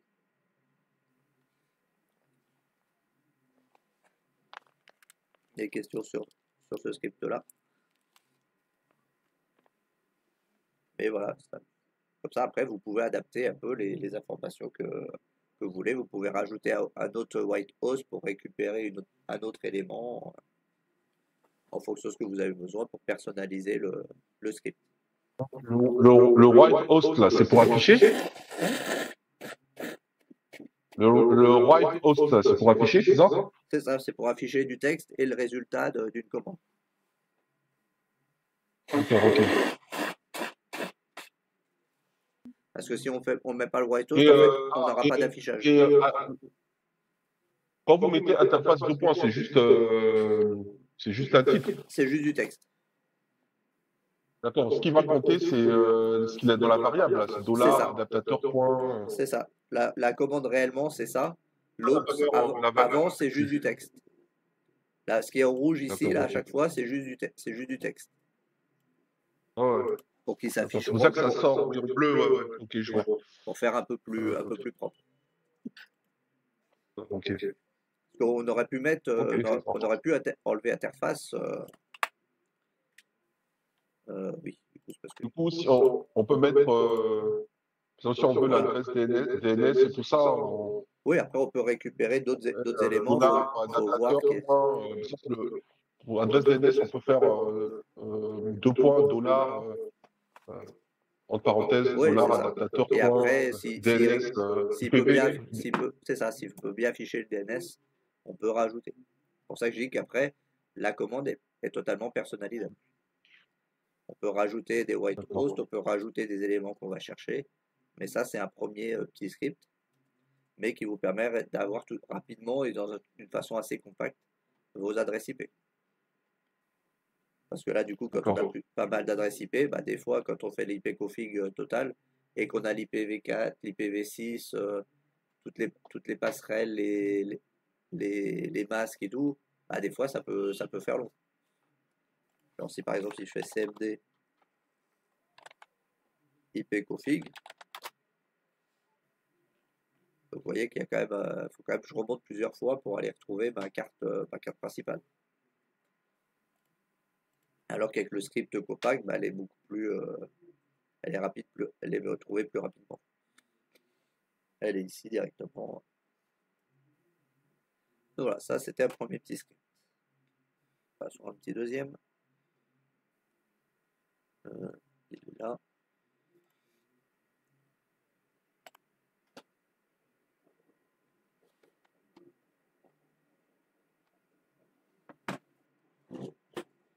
Donc ok, celui-là qui veut me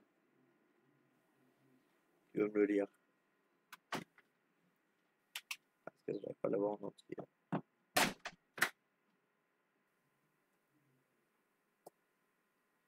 Du coup, c'est peut-être un peu long. Regardez sinon sur le fichier directement.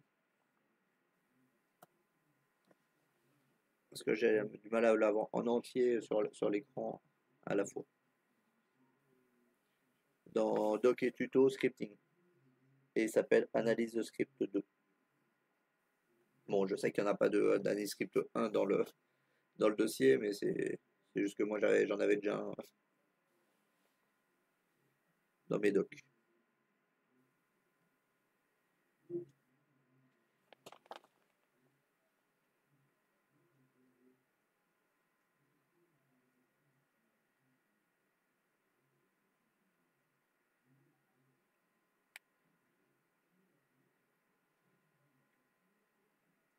Dans le serveur, elle a toutes ces valeurs-là.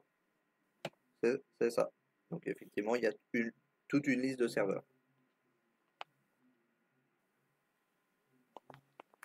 Parce que les scripts, Attends, il y a 4 serveurs ou il y a... c'est ça, il y a quatre emplacements qui sont surveillés dans cette liste-là. Parce que du coup, avec le script, on peut surveiller plusieurs endroits simultanément.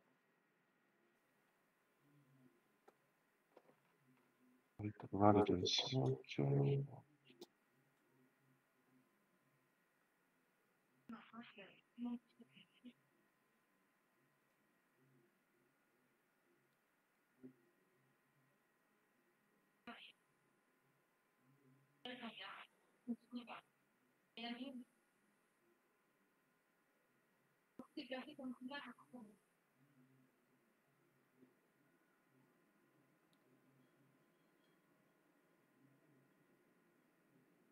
Je laisse là 2-3 minutes pour regarder. Et Ouais. $True, là, c'est quoi sa valeur en fait? Lequel de dollars? Non, $True, là, parce que dans le while, vous avez mis while, $True. Ah oui, Euh, d'accord. Bah, c'est tant que c'est vrai, mais par contre, effectivement. Mais qu'est-ce qui est vrai? En fait, Ouais, oui, qu'est-ce qui est vrai en je fait? suis en train de chercher. En fait. Ouais, c'est ça, effectivement. Il n'y a pas de. J'aurais pu mettre le while directement, je pense. Je pense que ça peut marcher aussi sans le trou. Parce qu'effectivement, il n'y a pas de. Effectivement, comme tu dis, il y a pas de. Il est pas set quelque part le trou. Sinon, il aurait été set. Oui, il n'y a pas de Il aurait été valeur. 7 avant. Ouais. Mais le principe, effectivement, c'est que. Vous l'avez pas défini, enfin je crois, hein. Oui, non, il est pas. Je confirme qu'il Pas n'est pas. défini, on ne sait pas ce que Il c'est est en pas, fait, il est pas défini. ça, en fait, ça. Donc normalement, effectivement, juste avec Ça le veut dire while, que ça tant devrait. qu'il existe, en fait, c'est ça? Hein? Ouais, en Ça fait, veut dire que tant qu'il existe, c'est ça? c'est ça. Tant qu'on l'arrête pas, en fait, il va continuer. Mais effectivement, du coup, il n'est pas défini le trou. Donc de toute façon, on pourra faire le test, hein, on le retirera, et effectivement, logiquement, ça devrait marcher, puisqu'il n'y a pas de relation. Sauf s'il y a déjà une variable système dans le Windows qui s'appelle $true. Dans la condition, là, Ouais. Tu m'as dit, excuse-moi, Daniel? dans la condition, ça c'est des fonctions de base, ça, par exemple, test net connexion, Oui, computer name, tout c'est ça. ça. Ça, c'est une fonction de base. En fait, la fonction de base, c'est test net connexion, et après, le common, c'est des options. Après, c'est des options. Mais le test net connexion, oui, c'est de base. En fait, le test net connexion, en réalité, c'est l'équivalent du ping. D'accord. Donc, s'il y a un test de connexion, le nom de l'ordinateur, le port, il faut que ces éléments, en fait, ces fonctions soient valables. En fait, il faut que ce soit, comment dire, Défini déjà. pas que ça existe, mais il faut que ce soit possible, en fait, c'est ça? Ouais. Si En fait, s'il y a un test de connexion, s'il y a le nom d'un serveur, s'il y a un port accessible, alors, En fait, t'es pas loin de la résultat du script, effectivement, de son utilité. il faut afficher Date. C'est ça. En fait, il va le getDate, lui, il existe déjà dans le système. Ça permet de récupérer la date du moment. Faut écrire en fond, en couleur vert. Je sais pas, C'est ça. je comprends pas tout. Non, Sinon, c'est bien ça, en fait. Du coup, là, bah, attends, je vais le dire et je vais le présenter, du coup. En fait, ce script-là va sinon le permettre serveur, il a... de vérifier que l'ordinateur, le serveur est en ligne, et il va vérifier aussi s'il est accessible, s'il laisse passer la connexion en samba. Donc ça permet de vérifier deux choses. Il apparaît en rouge, Et après, ça met en rouge ou en vert en fonction de si il c'est apparaît possible pas. ou pas possible. Et après, à la fin, on a le start sleep seconde, dollar intervalle, et ici, dollar intervalle, c'est 5. Donc ça veut dire que toutes les 5 secondes, il va relancer le script pour faire les vérifications une fois qu'il a fini. Ah, c'est pour ça alors. Ouais. En fait, Ah, j'avais pas il va compris. faire une première fois, il va tester un premier serveur, il va arriver, il va tester les 4 serveurs une première fois. Quand il a fini sa boucle des 4 serveurs, il se met en pause pendant 5 secondes et il repart du premier. D'accord. Ce qui nous donne ça, si on le colle.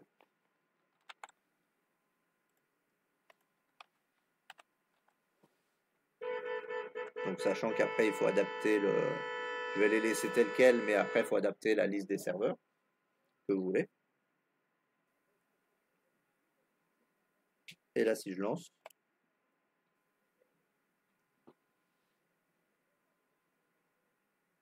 là par exemple il me dit que du coup sur le port 445 utilisé par le Samba, sur le premier site ça a pas marché. Mais par contre on voit il a quand même accédé au niveau du ping. Et le niveau du ping il l'affiche en vert puisqu'il a réussi. Et là celui-là il l'affiche en rouge parce que ça a échoué. Donc oui, en plus de mettre du texte, vous pouvez aussi personnaliser la couleur du texte qui va s'afficher. Là-bas, il met en rouge parce que du coup, le serveur n'est pas accessible.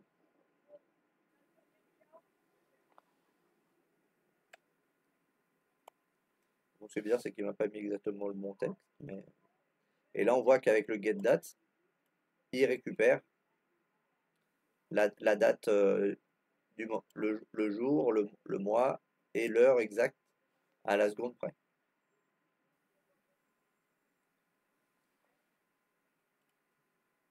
Donc là, pour l'instant, il a testé le 0,41.